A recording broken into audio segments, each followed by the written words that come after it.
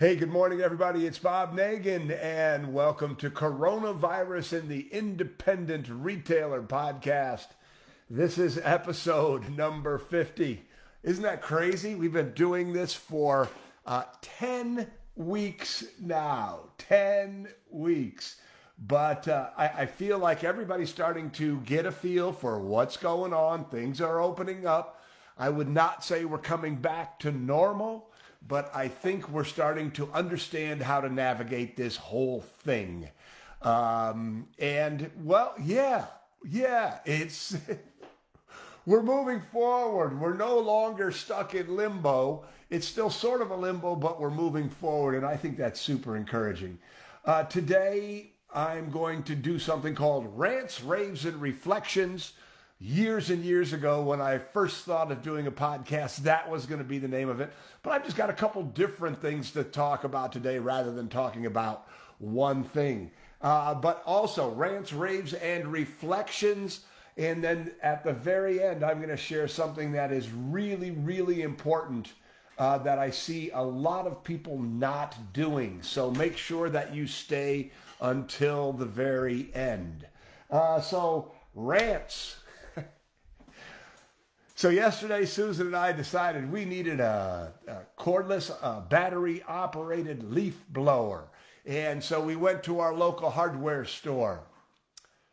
They were closed. They closed at 4 o'clock. Now, here's the thing.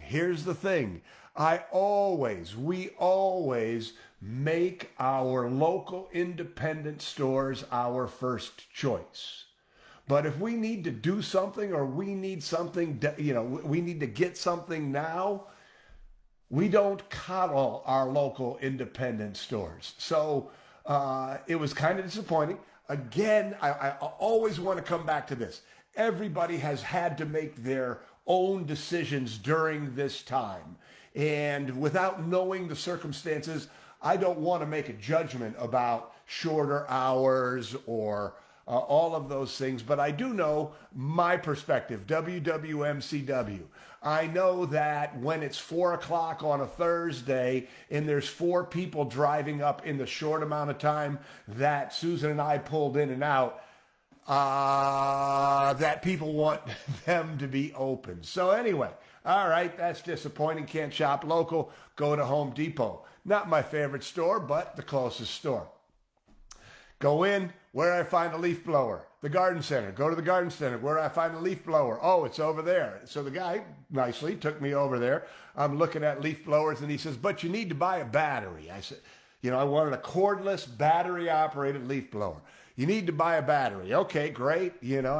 Where is it? I expect them to say, it's right there. No, it's on the other end of the store. So I walk all the way to the other end of the store. And even then, it's hard to find. And it's like, come on, people, think for me. The rant here is think for your customers.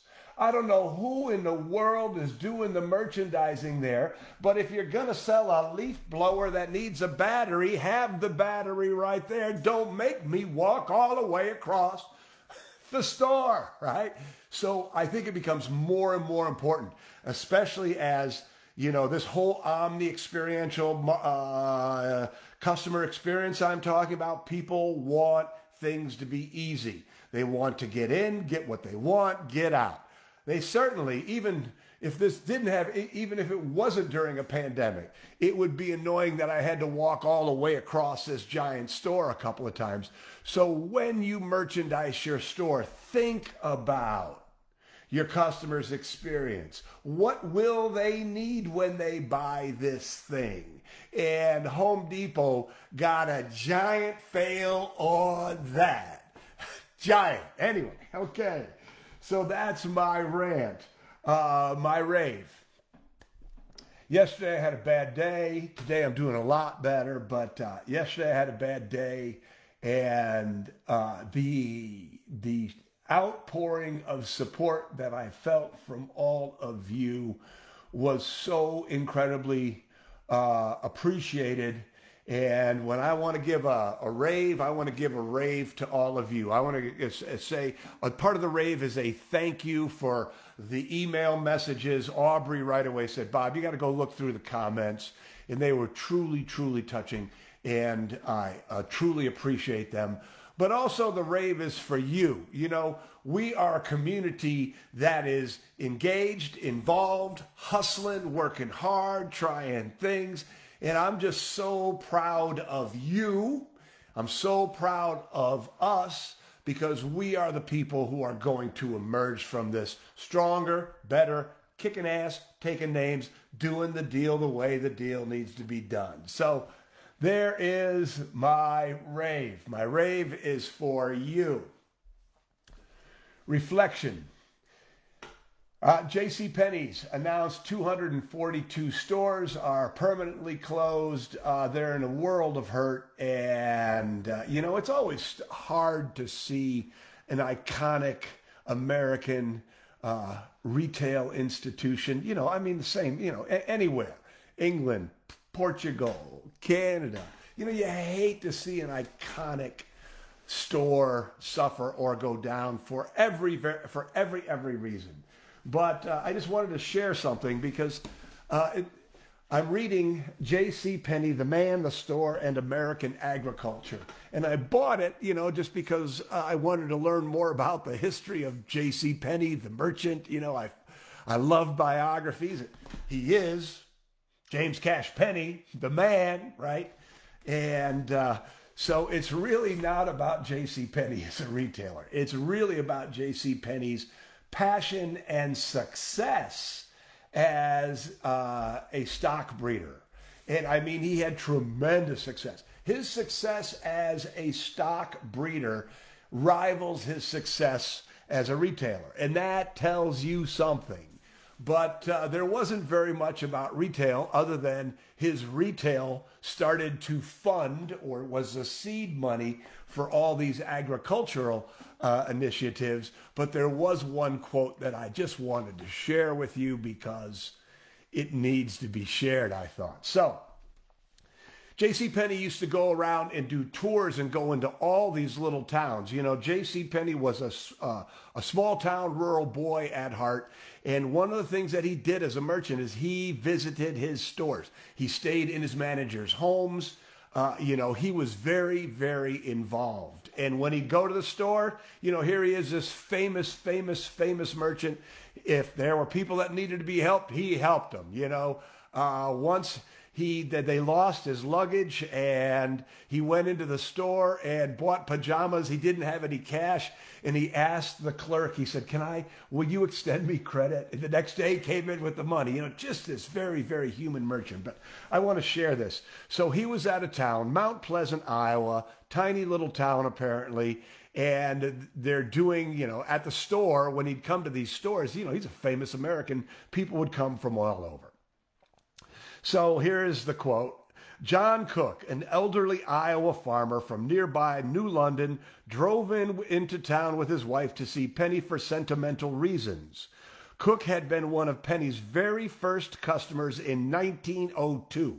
This is like in the late 50s, when Penny was just a 26-year-old Wyoming storekeeper and Cook a young hired hand on a local sheep ranch.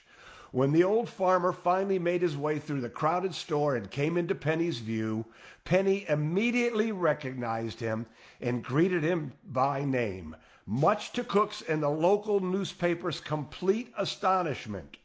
Penny's immense capacity for remembering people and places was well known within his company, though it is still remarkable was still remarkable to onlookers in Iowa that he could recognize and recall a customer like Cook almost 60 years later, 1,000 miles away from when the two had last seen each other. Ladies and gentlemen, that is a merchant, baby. I mean, isn't what we talk about, isn't what we believe, that this is all about relationships, it's all about connection. Jeff Bezos doesn't know one of his customers like you and me. Can you imagine what that man felt like? Someday I'll tell my Rich DeVos story, but it's the same thing. Rich DeVos, co-founder of Amway. that this idea that people can remember and make a connection and renew that connection. And so I just thought that was a wonderful, wonderful quote. Back in the day when I had the Mackinac Kite Company, I was a champ at remembering names. And I remember Susan saying to me once, man, you remember everybody, don't you? And I remember saying to her, yeah, guess what? These are the people who are giving me money. And I think that attitude of these people are precious, and they're even more precious in this new retail reality. These people are precious, and never take them for granted, and find a way to remember, find a way to keep them loyal to you. This is why the 6-box program is also so very, very valuable. So that's my reflection. I just think that, I just read that. I was like, wow, that's the essence of good retail. That is the essence of good retail. And it's going to be more important now than ever. So, and finally, I shared at the beginning that there was something that I wanted you to think about, talk about, and do, and it's this whole communications piece. Everybody's opening now. Things are changing. Your hours are changing. And it's really, really important that when your hours change, that all the places people look for information are changed. I had an experience where I went to a store because their Facebook page said that, gave me a set of hours. And I went there and those weren't true. I called on the phone and there were no hours on the phone. And so the whole experience was kind of frustrating. Yesterday, Susan went to a local bakery and they weren't open. And then when she went back, they said, oh yeah, we changed it on our Facebook page, but they hadn't changed it on their website. So look and see where all of your hours are posted, and, phone, Google, your website, Facebook, other social media, any place you have your hours posted. Make sure that it is changed as your hours change, because nothing frustrates a customer more than wanting to shop with you and then not being able to, or going there because they think you're open and you're not, or not going there because they think you're not open and you are. So, again, WWMCW, what would my customer want? My customers, your customers, will want to be able to shop with you easily. Make it that way for them. All right. Well, here in the United States of America, it is Memorial Day. It is a holiday where we honor those who have sacrificed their lives for our country.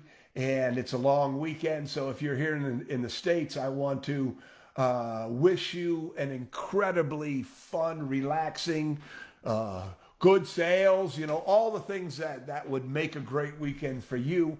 That's what I want from you, or not from you, for you. And we're not going to be doing the podcast on Monday. Susan and I are taking the weekend off. In fact, Susan's got a call at 12:30. But as soon as this podcast is done, I'm done. This is what we call free days, baby. I'm going to relax. We're not going anywhere. We're still in the middle of a pandemic, so what we do is limited. But we really look forward to having some time just to chill out, just to relax. And I hope that your intention for this weekend is to have a wonderful weekend. Do business, do it right, but have a wonderful weekend. Find some space in your heart, for goodness. All right, everybody. If you liked this, please share it. I'm going to ask you again. Oh, I want to have one more rave. It's interesting. All of a sudden, we're starting to see a nice surge in Retail Sales Academy signups. And what that says to me is that people are recognizing that they're open, and they're recognizing that investing in tools that are going to help them become the best retailers that they can become is a good investment. So, I mean, if you're one of those people, a lot of those people are people who invested in the add-on masterclass and now go, oh, this makes sense. This will make me a lot of money in doing it. But if you're one of those people, thank you very, very much. I think it's a really smart move. And something else, if you've got a little extra time over the weekend, if you go to retailsalesacademy.com, there is a free 3-day trial. So you can get in, look it over, no obligation, no commitment, 3 days for you just to poke around and see if it's a good fit for you. So just something to think about. But that was another rave. I'm happy to see that. I'm happy to see people emerge from this, lockdown to, let's get this. I got this. So anyway, that was my off the top of my head additional rave. If you haven't followed us yet on Instagram, I'd appreciate that. And most of all, I just hope that you have yourself an absolutely spectacular weekend. All right, everybody. See you on Tuesday.